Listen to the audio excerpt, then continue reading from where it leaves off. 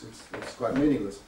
Another of our comrades who died recently, Les Cox, used to speak in Hyde Park. He was influenced a bit by logical positivism. He never mentioned the word God when he spoke on the grounds that it didn't refer to anything. What he used to say is G-O-D. And similarly, we shouldn't really speak about the soul. We should speak about S-O-U-L. Now, the capacity to, on the other hand, the capacity to think abstractly and to make choices, which is a human characteristic, can be explained without divine intervention. I mean, this probably evolved gradually, which provides scientists with a problem of distinguishing the last ape man from the first man. Incidentally, the Catholic Church has the same problem, that they've got to decide at which point in the evolution of humans from ape men did God intervene to give them a soul. Well, I'll leave that to be discussed by their scholars, along with the problem of how many angels can dance on a pinhead.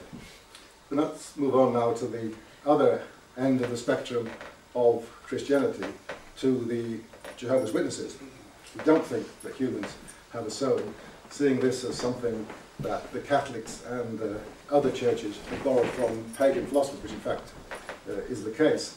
I mean, in my view, the Jehovah's Witnesses come nearest to what the early Christians must have been like, believing that the end of the world is nigh and withdrawing from any concern with the real world while waiting for this.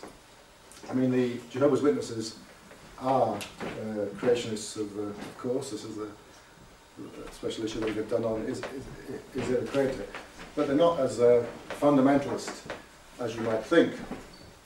They do not think that the world and all its life forms were created by a God in 6 24-hour days some 6,000 years ago, as calculated by Bishop Usher in the 17th century. According to him, the earth was created, I don't know what time it is, 9 o'clock in the morning, 11 o'clock in the morning of the 23rd of October 4004 BC. Incidentally, we missed the celebration, if this is the case, of the beginning of the 7th millennium a few years ago.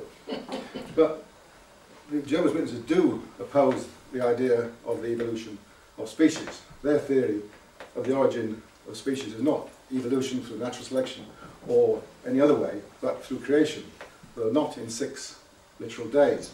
According to them, again, a bit symbolic here, the word day is not to be taken literally as a period of 24 hours, but as any given period. So at least they're not young earth creationists, as some people literally interpret the Bible are. They also accept that the earth and the rest of the universe may well have existed for billions, even billions of years before God intervened to create life on earth. I mean, they even go so far as to accept variation within species, what they call microevolution, the famous example of Darwin's finches on the Galapagos Islands, and they accept that such microevolution comes about through natural selection. What they reject is what they call macroevolution, that is, the evolution of new species. Well, they accept evolution within species, but not of new species. Now, what arguments do they have for rejecting the evolution of species, apart from the fact that the Bible doesn't say that this is what happened? Well, basically there are 3.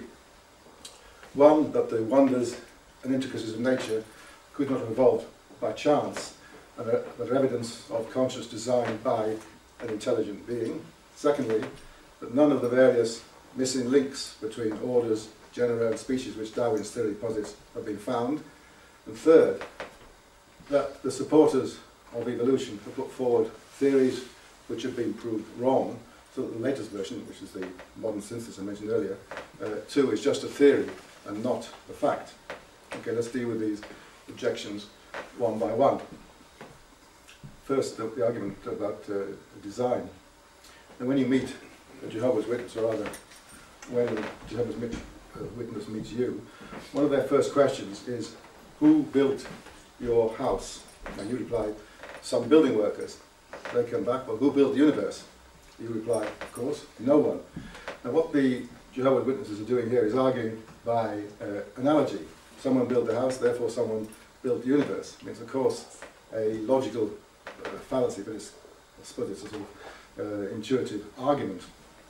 Now, the house analogy is based on a passage from the Bible, which is in the book book of Hebrews in the New Testament, which they always quote at the beginning of this. Of course, every house is constructed by someone, but he that constructed all things is God.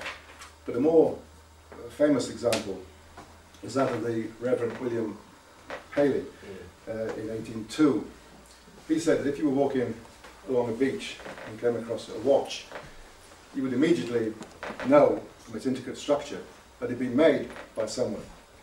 And he argued that then, if you came across something more intricate and more complicated than a watch, you know, a living thing, for instance, you should logically assume that it too had a maker, which couldn't be a human maker and designer, as in the case of the watch. It would have to be by a far superior intelligence, you know, a god.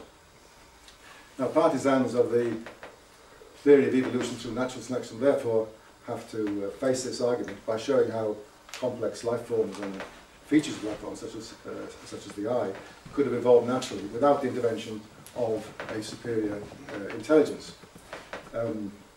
This is what Richard Dawkins set out to show in his cleverly named book, The Blind Watchmaker. And his answer is yes. Given enough time, complex life forms can evolve naturally. But in saying that complex life forms don't require or don't need a designer, the argument is not saying that they suddenly come into being by chance. The point is precisely that they didn't come into being suddenly, but very gradually over a very long period of time. There's of course also the debating point. The same argument could be applied to God.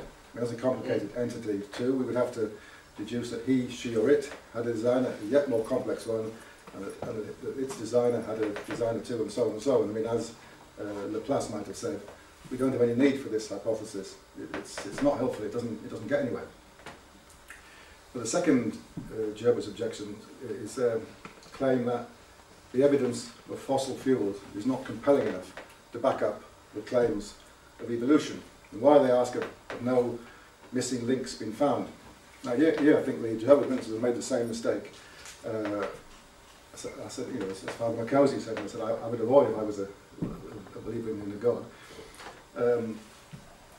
They're getting involved in arguments about facts, but new facts can always emerge. I mean, the fact is that the fossil evidence does provide evidence of transitional forms, for instance, between fish and land animals, and between land animals and those that return to the sea, such as whales and seals, etc.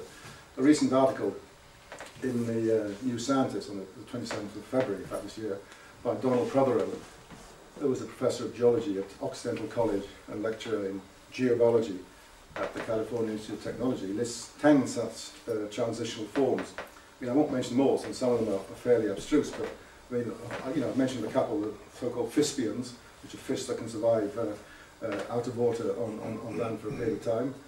The opposite, you know, the whales come from hippos and seals from bears. And the third example, which I'll read, because it's the example of the giraffe, just in case you want to know the details. He says the giraffe fossil record is fairly good, and with a wide variety of species known from the Miocene. These sported a range of weirdly shaped horns, but had short necks, rather like that of the only other living species of giraffe, the okapi. Only in the late Miocene do we find fossils of long-necked giraffes. Like modern giraffes, they have an extra vertebra in the neck recruited from the back and lengthened neck vertebrae. Until recently, there was no fossil evidence linking the long-necked giraffes to their short-necked relatives. But as my book went to press, news emerged that Nikos Selenias of the New York Institute of Technology had described a fossil giraffe from late Miocene and early Pliocene. Its neck is a perfect intermediate between the short neck ancestors and their long neck descendants.